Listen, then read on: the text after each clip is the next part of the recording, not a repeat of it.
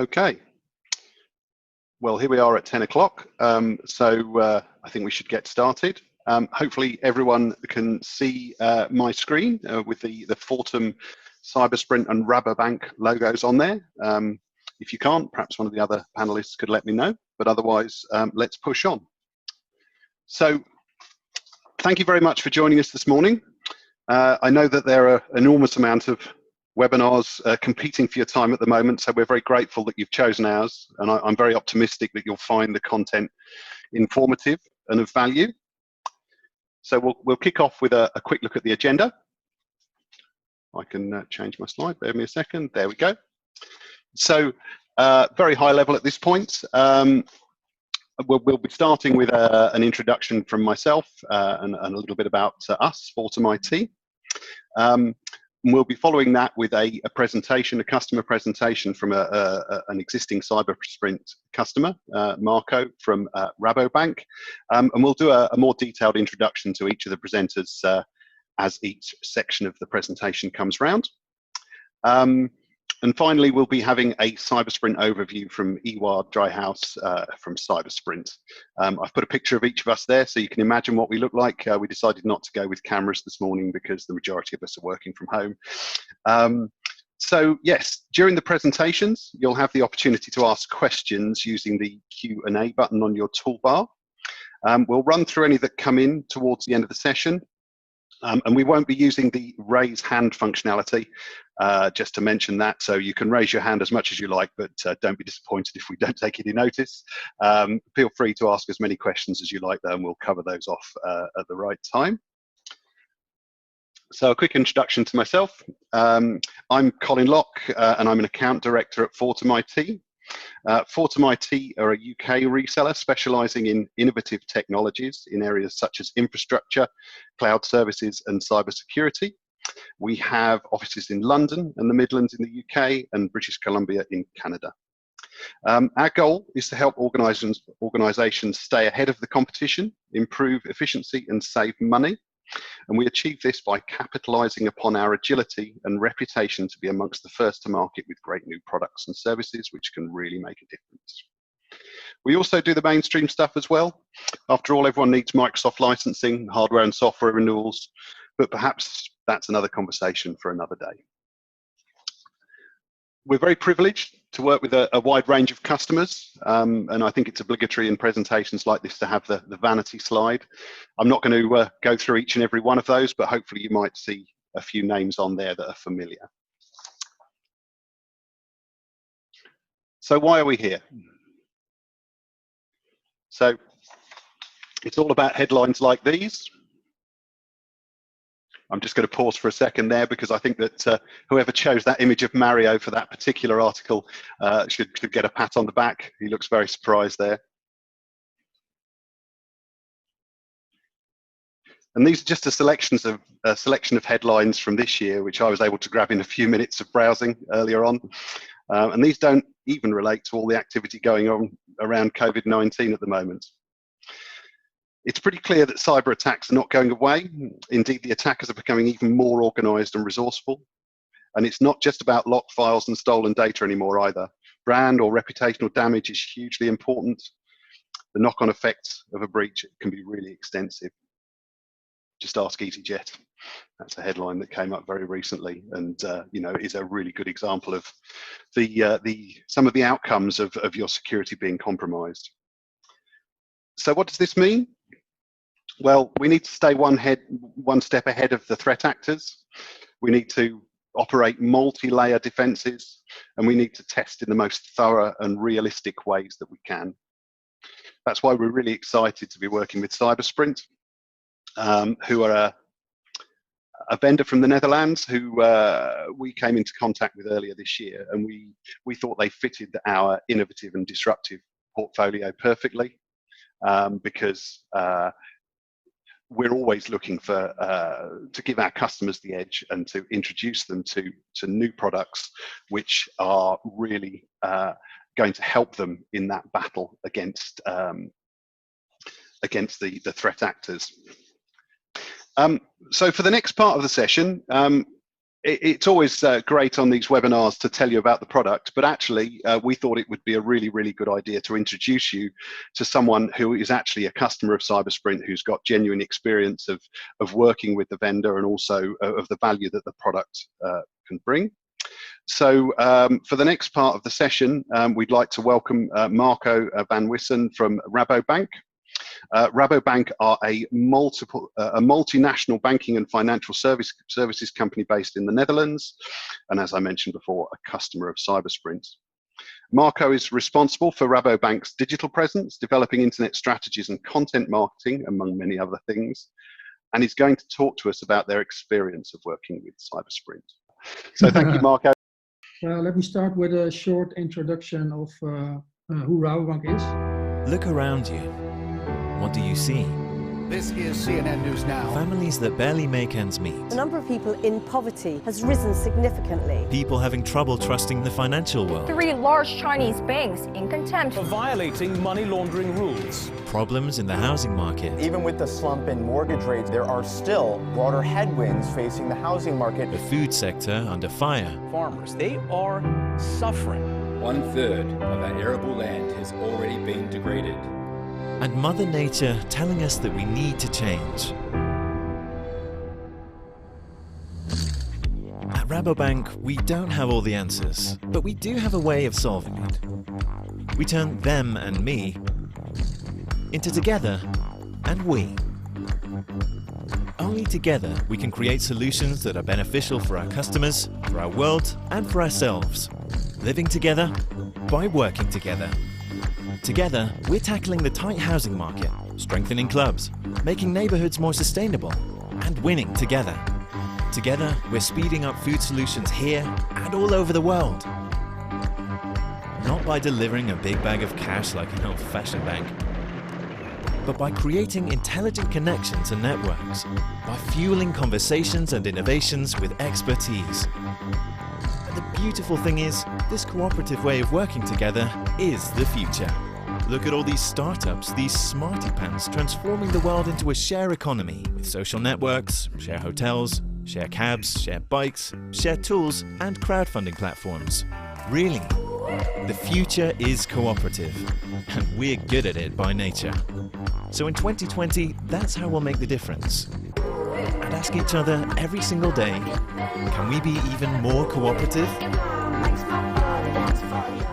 Okay, now Rabobank is a large bank in the Netherlands, one of 3. And Rabobank distinguishes from other banks because we have a membership. It's called the cooperative, and we are focusing on sustainability. If you can click to the next slide. This is our global presence of 40 countries. This is some general info from our annual review. So here you can see we have 51% employees are women. You can see our Sustainalytics ranking. Last July we received again the number one ranking. This is the info of 2019. And you can see below, right below, 45 million of cooperative dividends. That's the amount of money we give back to society through our members. So our members decide where the dividend is going to improve society, to have impact on society. If you can go to the next slide, please. Okay, here's an introduction of our collaboration with Cybersprint. In 2018, we got a new colleague, a brand strategist, who asked the brilliant question of how many websites we have, etc., etc. And there was no definitive answers inside out. So we went to a couple of agencies, and one of the agencies was Cybersprint, and we had a proof of value with them. And in a short amount of time of about 3 months, they already discovered 3,000 websites and domain names with Rabo or Rabobank in its URL. and now 9 months later, now the count is on almost 12,000 discovered web assets. You can go to the next slide, please. We have several stakeholders who use the information of Cybersprint to become more in control of their of our digital footprint. The next slide, please. This is corporate communications brand management team where I'm part of. Since the beginning of this year, we have a new brand architecture with an amount of buckets for our ownership. So on the left, you see the Rabobank brands. And then there's co-marketed brands, so they're not really, for instance, Interpolis is an insurance company, and we sell Interpolis products on our Rabobank website. So that's co-marketed labels and brands. And then you have endorsement brands, that's powered by Rabobank, for instance, and we have co-branding brands, and we are mentioned on that website, but they're not allowed to use, for instance, our things of our brand, like colors or icons, or for instance. If you can go to the next slide, you see here a number of labels which are found in a couple of buckets. Another stakeholder, if you go to the next slide, please. This is our technology colleagues, the colleagues who are building our online presence. Our main goal is to have a digital footprint of 59 country websites. So that's it. 59 country websites with to be determined a number of web assets. If you can go to the next slide, please. Another stakeholder is security. There was an audit point, of an audit finding, and then there's a decision of whether to build or buy a solution to find measures for this audit finding. So there are 3 sponsors for to work with Cybersprint. You can go to the next slide, please. I think we go to the overview of there's another sponsor. Cybersprint also offers a GDPR module. So we got a request from our privacy committee to help map possible issues in GDPR in our digital landscape.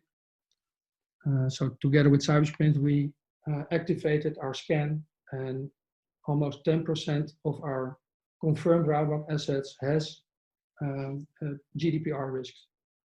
So we have to take measures. Go to the next slide. And again, next slide. So this is the overview of our digital landscape. On the left, you see the total assets found. It's almost 12,000.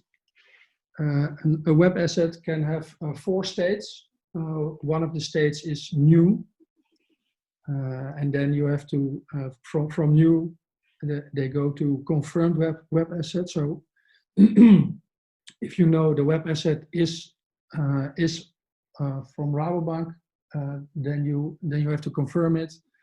If it's a website which looks malicious or is brand abuse, then you unconfirm it. So the AI knows which assets is from Rabobank and which are not. And you have also the state archived. So for instance, you have a malicious website and you have a successful notice and takedown, then that web asset becomes archived. What you also see here is you can use tagging. So we have 5 brand buckets,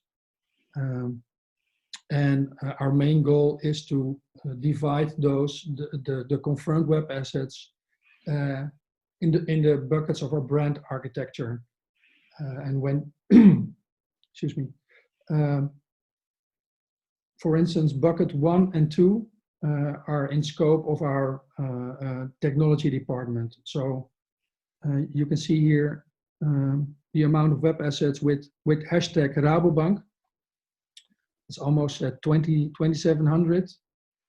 Those web assets are web assets that you can find by Googling or something else. Those web assets have to be built in one of 59 country websites of Rabobank.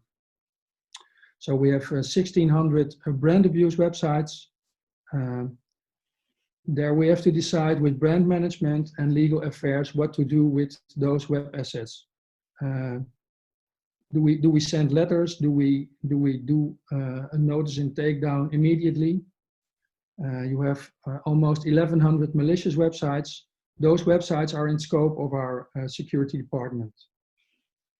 And what we're looking here, one of the things on our roadmap is to have a feedback loop in place for those malicious websites. If you can go to the next slide, please. We come to the roadmaps of our stakeholders. Next slide, please.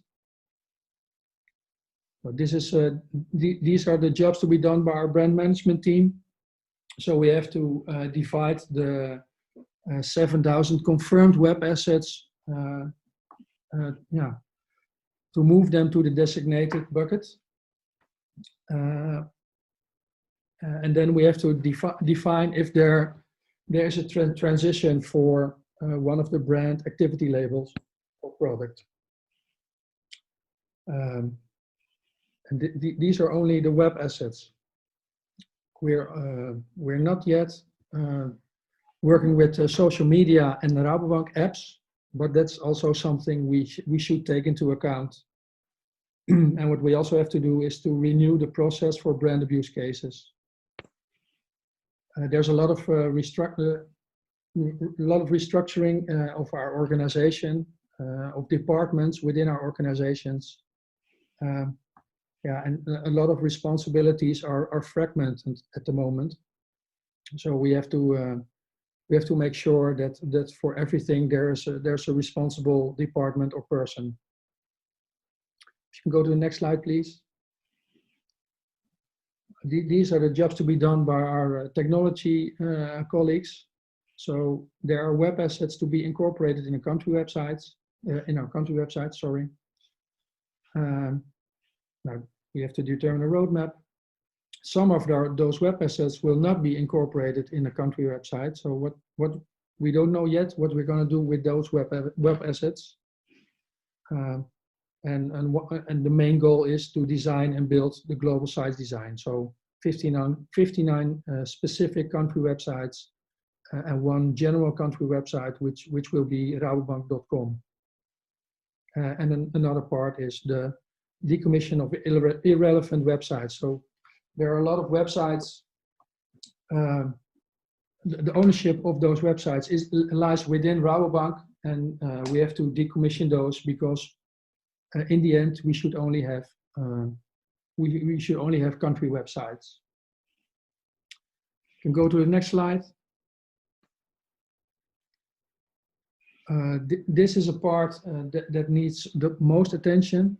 I think that's the jobs to be done by security. Also, our security department is fragmented, and the use of the implementing of the use of Cybersprint tooling is fairly simple within business departments like brand management, but to have Cybersprint implemented within security and have it fit within the tooling they use already, that's our biggest challenge for 2020. Yep. If you go to the next slide, please. Okay. That's it from my side. I hope this presentation gives you some insight in a way to come to a more controlled digital footprint. If you have any questions, remarks, please feel free to reach out.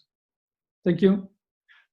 Thank you, Marco. Thank you. That was fascinating, and I think it was a really great example of the scale of any potential problems, because you know, I think the IT industry is littered with sayings and phrases, and I think one of those that's come to the fore in the last couple of years is you don't know what you don't know, but actually. A platform like Cybersprint used in this way can actually really help you to find out what you don't know. Certainly, given the size and nature of Rabobank, it's quite breathtaking just how many malicious sites and fake sites there are out there. And the whole kind of brand abuse and consequences of brand abuse is one of the very significant use cases of the platform. But there's also a great deal more that it can do. And that's absolutely why we'd encourage you to perhaps take that next step and sign up for the awareness session. And we'll be sharing different ways that you can do that afterwards. And again, it's a case of sparing us another, 30 to 45 minutes to find out what your organisation might look like from the outside and how the platform might be able to help you. Just to carry on with the introductions, you've already met Eward, but Eward's been combating cyber threats for over 24 years and is the SVP for strategy at Cybersprint, so responsible for a number of areas, including product direction and market fit. Eward's going to talk about the service in a little more detail and how it can help you to answer the question in the session title with confidence. Could this happen to us? Cool. So let me do a quick check here. Do you have a visual of my screen? We do. Wonderful. That is a relief. Imagine me not succeeding there as well. Could this happen to us? I think it's a question we shouldn't be dreading. By the way, the answer is always the same, but let's see how that fares. Already introduced ourselves a little bit, and I'm super proud and excited to be the SVP of strategy in this organization. Leading European digital risk protection, because digital risk, in essence, that's what an online presence is all about.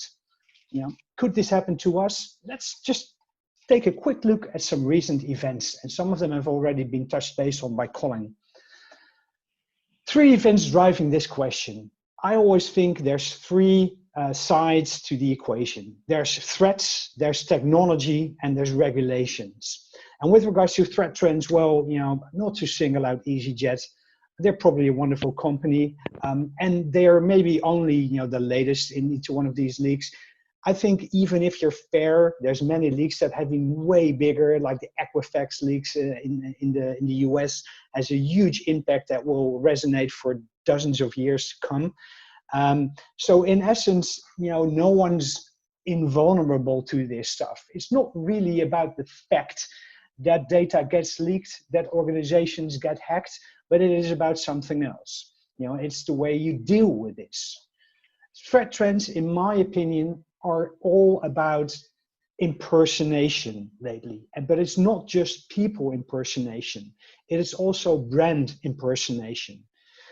Bad guys will impersonate either an individual or will impersonate a brand, maybe your brand, then we call it CEO fraud, or they will impersonate your suppliers in order to do supply chain attacks.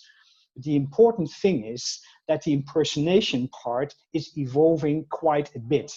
We see both high-tech attacks, whether it's digital espionage, and low-tech attacks, like criminals impersonating, for example, pharmaceuticals in order to sell masks. So whether it's high or low-tech, the brand abuse, and not only your own brand, but also your supplier's brands, that is one of the biggest trends, impersonation. Then there's technology trends. And this is something that we've worked on, what I've shown you here, for the last few days at Cybersprint. Because a researcher at Google found out that 293 intermediate certificate authorities were in violation of the guidelines. And he proposed the action of within 7 days revoking their certificates and destroying the private keys associated. If that would have happened, that would have meant that a significant part of the internet would stop functioning as we know it. The important thing is that as the news broke today, it probably won't happen in that fast pace. But in order to prepare, the risk was there that it happened. So we as Cybersprint worked very, very hard for our customers and our prospects to find the relevant infrastructures that were vulnerable to this kind of certificate revocation and communicate it to them. So there's a technology trend that is underlying to this. Sometimes it's not the bad guys imposing the risks. Sometimes it's the way that technology evolves. And we know that with continuous digital transformation and increasing cloud complexity, multi-cloud complexity, this is what drives these kinds of issues. And as it now turns out to be, many certificate providers are not complying to the rules that have been set by the committee responsible for setting the rules.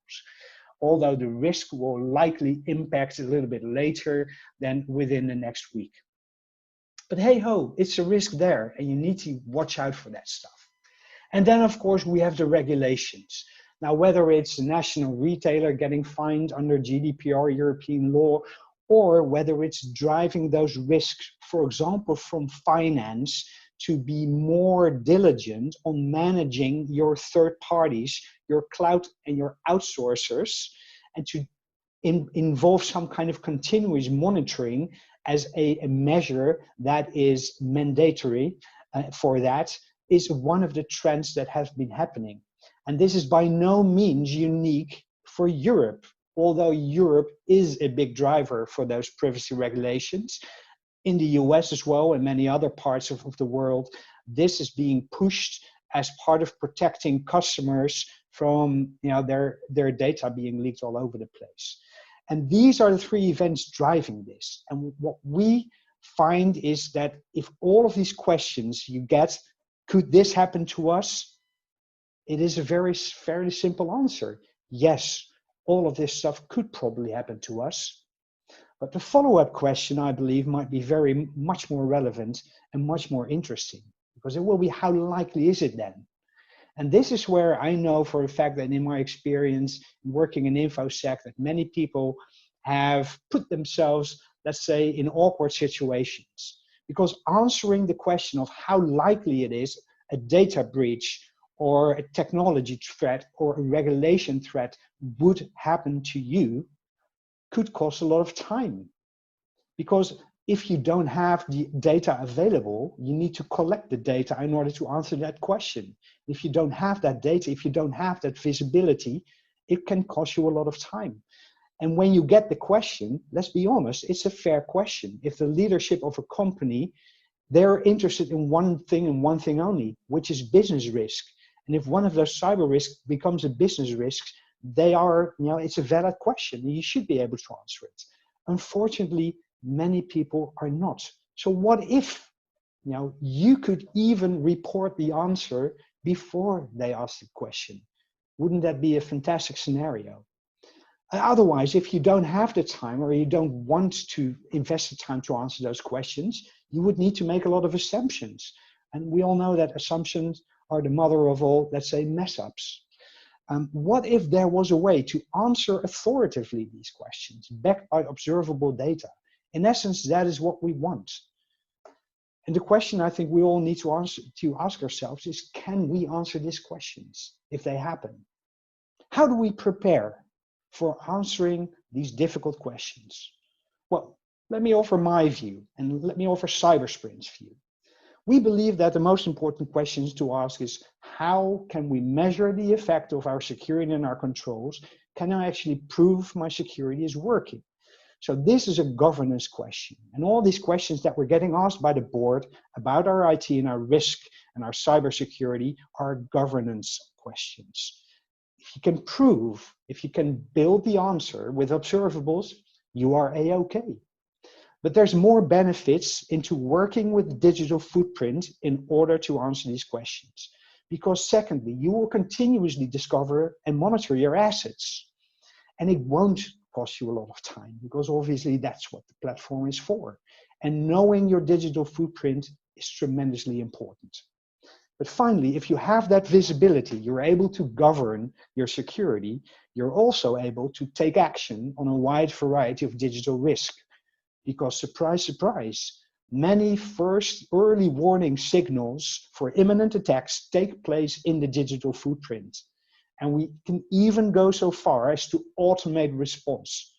And this is why we say is most of your digital risk can be prevented by controlling your digital footprint. So, what is this elusive digital footprint I talk about? Many organizations see their presence on the internet, the touch points of their perimeter with the internet. The rest is a big black surface. This is obviously not the truth, because your risk is defined by way more than just your IT. And we believe that risk is defined by the digital footprint. It is defined by assets, but it's associated with brand rather than with your IT or your net blocks, your IP addresses, your domains, your apps, your people, your networks.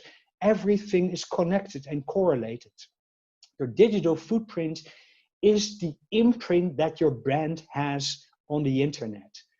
If you have a brand, people will use your brand without you knowing. They might use it to do marketing campaigns. Your own personnel might create shadow IT. Someone might say something about your brand because they don't like you or because they got a service that didn't satisfy them. Right? So whatever happens on the internet is kind of outside of your control. So to get that control back, you need to watch further. The question we believe everyone should ask themselves is, do you know your digital footprint? So let me dive a little bit into how we paint that picture for you. Why does it work? Well, let's first of all look at prevention, detection, and response. Incident business impact is lowest when you can prevent incidents from happening. And you can do this by identifying the gaps, both procedural and technical, in your digital footprint. It goes further than just identifying vulnerabilities. It goes so far as identifying weak procedures and holes in your digital footprint, by identifying rogue IT or shadow IT, by identifying whatever someone else does for you, what apps are in the App Store and so on. That's when you can prevent attacks from happening, because you identify the weakest points in your digital footprint and stuff will not happen. That is by far the best way to run a business. But also the outside-in perspective is what we have. We look from the outside, and that has a tremendous benefit because it offers us a zero-scope, zero-touch, brand-centric approach. This is, in other words, fast. You don't need to install anything within your perimeter. You don't need to integrate any SIEM streams into a central point, log files, or what have you. You really can just start it up and have the AI does it work and find your digital footprint for you in a zero-touch fashion. And this is why the time to value is phenomenal. Within minutes, your digital footprint will start be built up, and probably the same day you will get value out of it. So how do organizations use this? For example, reducing risk by knowing your digital footprint. And this is a case from one of our customers. They had a breach. And when they investigated, a very expensive investigation as they go, they found a server that was unknown to them. And as they did an inventory and found out more, they found that they had many servers that were actually unknown to them. And this was down to the fact that they had an agile approach and bi-weekly sprints where they did deploy a lot of accept and test infrastructure. So then they became uncertain how complete their actual change management database was. Their inventory of assets was incomplete, and they wanted to start from there. We were able to, within a few days, find for them that their digital footprint had 30% more assets than what they thought they have. A lot of them were shadow IT as well, but we did find a lot of malicious assets too. Shadow IT and malicious assets often find in the same way, that someone outside of the periphery of your network will start up an infrastructure, but whether it's a crook or one of your own personnel, you will only see in a later stage. But the important thing is to be looking and to be identifying and classifying these assets when they happen. So as an upshot, the customer gained control over phishing and brand abuse on top of knowing their digital footprint way more complete than they did. They became in control. But secondly, building and governing a security program. And many leaders in security that start in a new job start by asking a very simple question. Tell me what I need to protect and I will do it for you. And the same answers make this difficult. If you ask for an asset inventory, the second thing you ask is how complete is it? If it's not complete or people are uncertain, that's when you need to start worrying. Because if you build your policies on an incomplete inventory, going outside of the policies is exactly what the crooks will do. The crooks won't care for our policies. The crooks don't care for ISO certifications and so on. So that's how that works. You need to have that inventory and digital footprint in order to have a foundation to build your new controls. Continuous monitoring makes sure that you can see how risk evolves over time. You can actually start measuring things. You see how much your digital IT grows, your footprint grows, if your risk grows with it, or if you're managing to reduce your risk based on the controls that you put in. It becomes measurable and observable. And this is how you answer those questions. This is actually exactly how I would say ties into the first question. If you want to answer those questions authoritatively, you need to back them by observable data.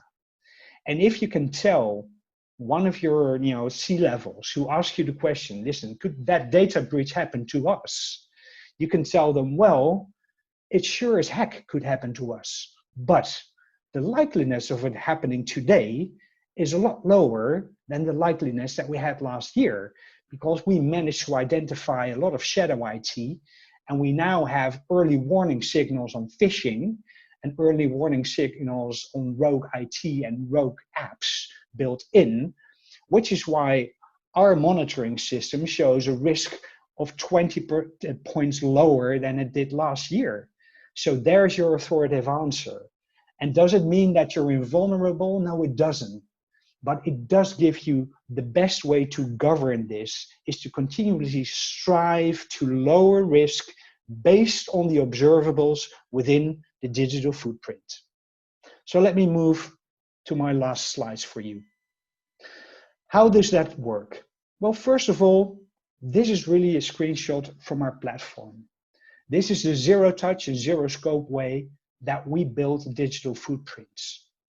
So just put your own in your mind, your own brand name in this little box and type start engagement. And this is how you build those digital footprints. So this is a little screenshot movie from our platform. The assets that will be both domain assets, email servers, social assets, and so on, will all be mapped according to infrastructures, your third parties, your net blocks, your cloud providers, and the assets that are there will all be mapped relative to your brand. They will all be inventoried for risk based on dozens and dozens of rules that we have put in place and detections that we have in place in order to classify risk, whether it's GDPR risk, vulnerability risk, whether it's configuration or architectural risk in there, it will all get the right colors. So you're obviously looking at your F's first and working from there. The platform offers you an overview of all of your assets and your digital footprint, where it is. Do you expect your digital footprint to be residing in Eastern Europe, or don't you do that? Well, this offers you a little bit of an insight into working with these assets, and these assets will actually be the observables that are classified for risk, and you can start to work on reducing risk on a daily basis and thereby preventing attacks from happening to you. So just a very quick overview of the platform and how that works. Just to go to my last slide here, we believe passionately that controlling the digital footprint is the key to controlling risk. And we believe that we have found a way to automate this for you. And we believe that, if you're interested in this, the next part of this might be giving Colin a knock, and he can arrange for us to go further into these discussions. Thank you very much. So after this initial overview, and it really is just that, we're scratching the surface of the power and the depth of the product. The next step is usually a 20 to 30 minute awareness session where we go into a little bit more look at more detail on the service and perhaps share some information that the platform has found in relation to your organization. It's completely non-disruptive. And I guess the goal of that discovery session is to establish whether there's a mutual benefit in working together. So following on from the presentation, we'll be sharing details of how you can sign up for the initial scan and that dedicated session to run through in the context of your own organization. Another question that's come in, my biggest challenge today is understanding the true size and nature of my digital footprint and any associated risks. So can I confirm that the platform presents a realistic view from the outside? So I think you've covered that to a degree in your presentation, Ewad, but I don't know if you want to just run through again the principles of how we work from the outside, unlike the majority of security products that actually take an inside-out approach. Yeah, I think, and I think that is a fair question because, first of all, let me assure you, I don't believe you should ever need to choose between inside out or outside in. The only thing that I'm saying is that the value of outside in is tremendous because you have the same visibility as a hacker has. Now, the inside out view is, of course, it comes in handy, especially if you're looking at insiders, if you're looking at some deep information about the behavior on your internal networks. But in essence, all the threats and risk and all the things that are observable either by regulators, criminals, or competitors will be visible from the outside in. So when you paint that picture from that perspective, you are very, very, very much closer to the actual risks and threats that are there. You can follow the same paths. And the only thing that obviously was very challenging in building into the platform, and which we succeeded in tremendously, is having that no-scope approach. Now, why do we have zero scope? The only thing really that you need in order to start with that is your brand name. We don't require any large Excel sheets for you to be filled in with all of your FQDNs, for example, your VIPs or your IP ranges that you might use. The only thing really that we need is your brand. And the reason for that is exactly the same starting point as the bad guys will have. So by choosing the same starting point, we can also find those blind spots. And finding blind spots is actually something that the platform by now is tremendously adequate at. So how does it start? Well, very simple. By typing in the brand name, the platform will start out by finding the low-hanging fruit, like the main website, like domain names, but then it will find the associated net blocks, for example, and it will find the denominators of those net blocks. It can start making assumptions about, well, if the main website is in that net block, probably this other stuff belongs to this organization as well.